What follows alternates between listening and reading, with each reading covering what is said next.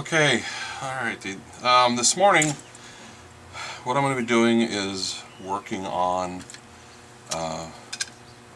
building a charger for the Hoya lift using its original charger.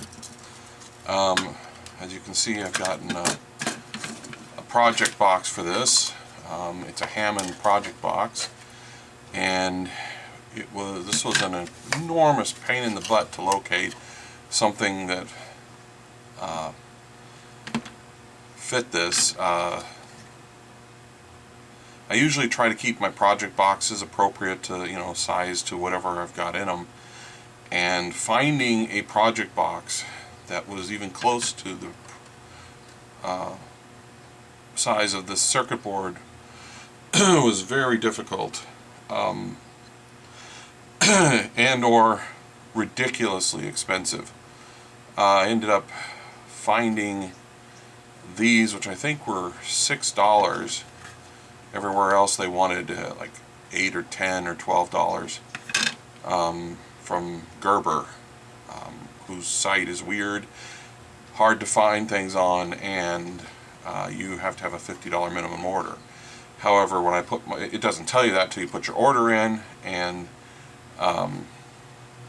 then I had to have someone contacted me, and the order was put through anyways. But I got it, and it works. You can see I drilled some holes for some 440 screws that I put nuts on them, and then to space them off the board, I extended the LEDs because they're going to be on the front panel. I've got a 2 amp meter. Since this thing only puts out a little more than an amp charging current, that's all I need. Just an indication of how well it's charging. I have extended the lights because they're going to go on the front panel. And I'm going to use these Anderson power pole connectors to connect up. Also, I'm going to attach a regular plug to it with. I'm just going to use strain reliefs on each side to keep it simple. So. Come back in a little bit.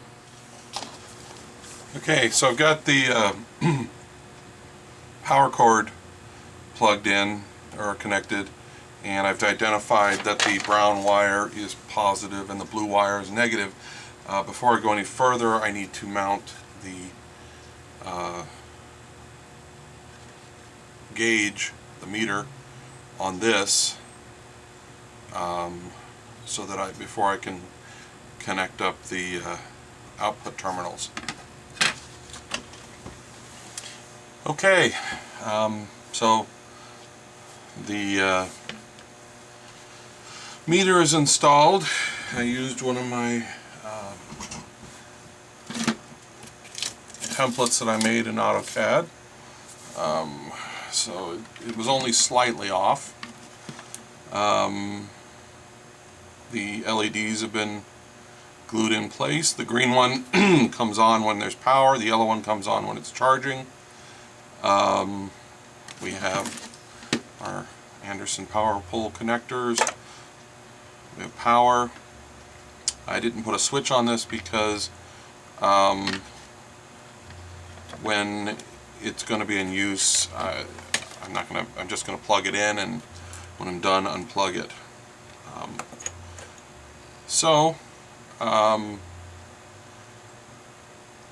Next thing we'll do is we'll test it out. Okay. So basically the way the charger works is you unplug the battery connector, or the connector for the control.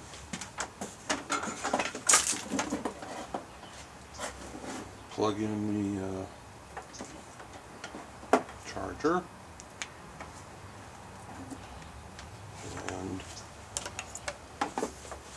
I don't know if it'll show up on the camera, but there's a light. Zoom in on that. And we hook up the connector. And the charging light comes on. And it's showing a charge rate right now of about 3/4 of an amp. I don't know if it'll automatically turn off when it quits charging. Haven't hooked it up before.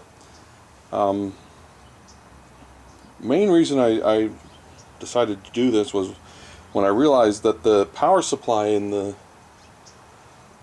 this unit was actually the charger.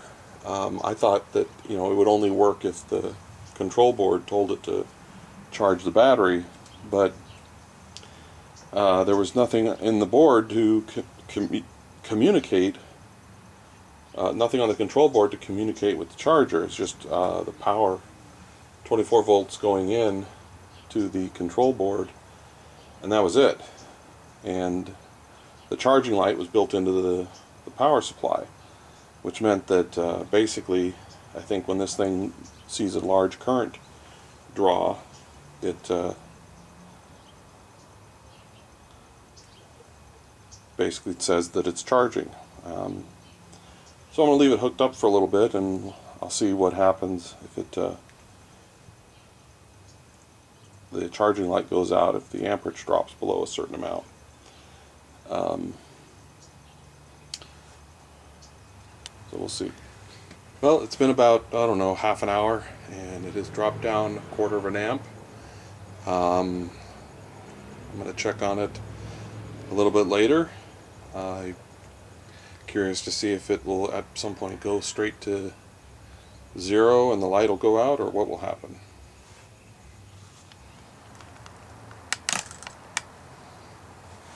Well, I'll come back an hour later and the charging current has gone up. Not sure exactly what that means. Well, it's been a couple of hours, and I'm guessing that it must be done charging. It